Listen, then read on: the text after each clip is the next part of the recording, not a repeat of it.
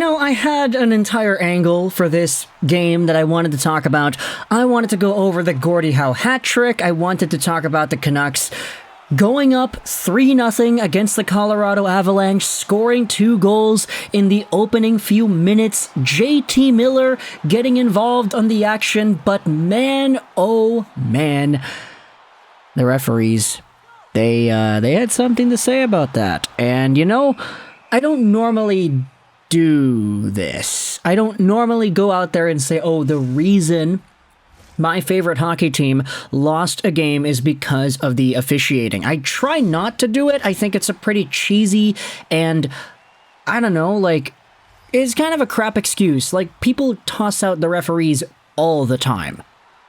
It's not a new thing to hate on the refs because there's always some imperfection, but hey, that's the name of the game when you have human beings deciding what should be penalties and what shouldn't be.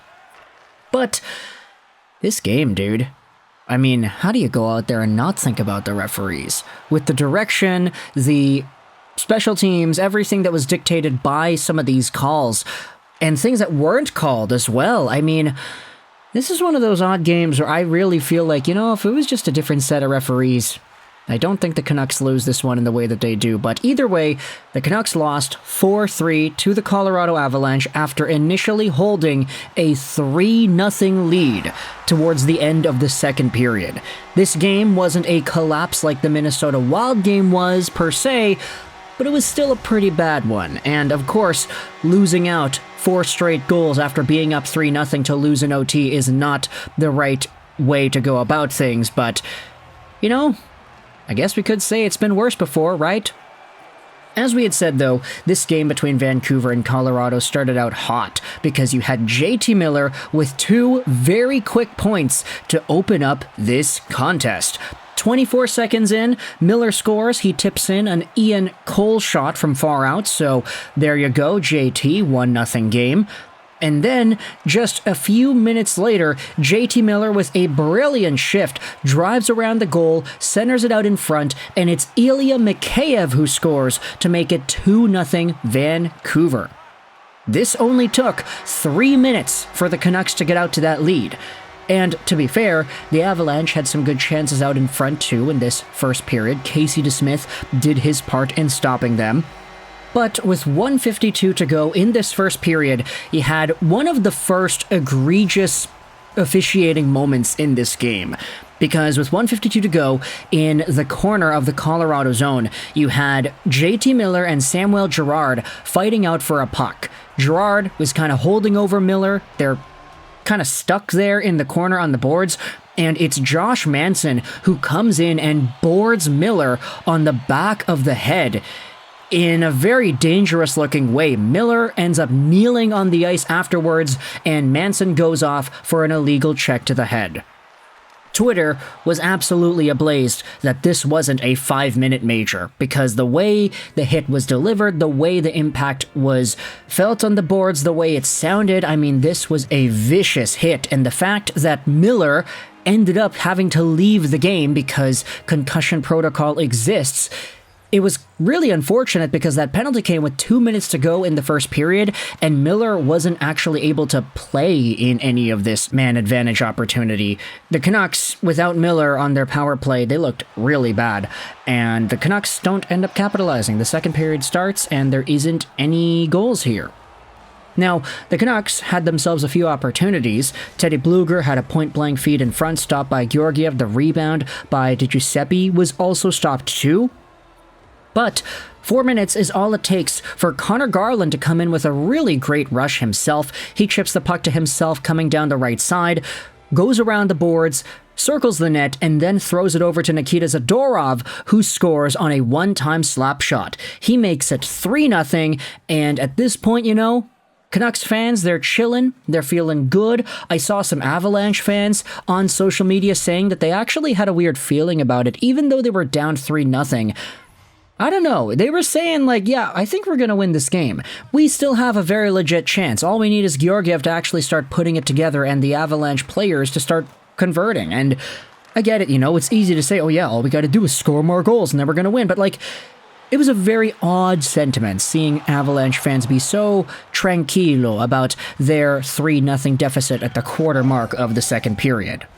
But either way, the action continues. With 15 minutes to go in the second, you had Nikita Zadorov drop the gloves with Josh Manson to respond for that JT Miller hit, and unfortunately, we don't even get any punches thrown. Zadorov just kind of falls down, and hey, with that fight, that gives Zadorov the Gordie Howe hat trick. He had a goal and an assist as well as the fight in this one. Now, as the second period went on, there were a few extra penalties called. Colorado went to the box for roughing, and then Quinn Hughes headed to the box for interference. It was 4-on-4 for a little bit. All the penalties were killed off with 0 goals. And then with 1 minute and 5 seconds to go, there was a really big chance for Elias Lindholm. The puck kind of trickled into the Avalanche zone, and it's Alexandar Georgiev who comes out and tries to play it, but he's so far out of his crease, the puck kind of gets knocked down, and it's Elias Lindholm who has an open net to shoot at, and he doesn't bury it. It's Georgiev coming back who dives and gets it with the stick, it deflects away, and then with 1.8 seconds to go in the second period, it's Mikko Rantanen who ends up scoring. The puck gets thrown out in front, and Rantanen is right there, stick on the ice to deflect it into the open cage. It's a 3-1 hockey game at the end of the second period. And the third is where everything kind of fell apart, because you know how we've been talking about how the Canucks have this weird system? They've displayed it throughout the year where they'll come out flying, hot out of the gate. Lots of opportunities, lots of scoring chances, lots of goals even. But they've gotten so comfortable with this idea of, okay, we're going to go out there, we're going to skate with pace, we're going to get up to an early lead, and then the rest of the game we're just going to chill, let the play come to us, shut down defensively, clear it, go for our change, and then we're going to win the game because we got those early goals. They ended up doing exactly that, and it kind of costed them, because not only did they have the strategy, but they also took a bunch of penalties. Elias Pettersson went off for slashing Yakov Trenin, and then Ian Cole took a penalty by hooking MacKinnon whilst the Canucks were shorthanded already. You could debate the validity as to how much that Ian Cole hooking call should have been called. That was actually something that I think Thomas Drance went out there and said, that the Ian Cole penalty was one of the turning points of the game and a clear error. This one ends up giving the Avalanche a 5-on-3 opportunity, and Nathan MacKinnon scores on the one-timer. The Canucks still had a 145 power play to kill off, and they end up doing so good on that. And then you have yourselves with 11:17 to go in the third period, Casey DeSmith with a diving save on a rebound.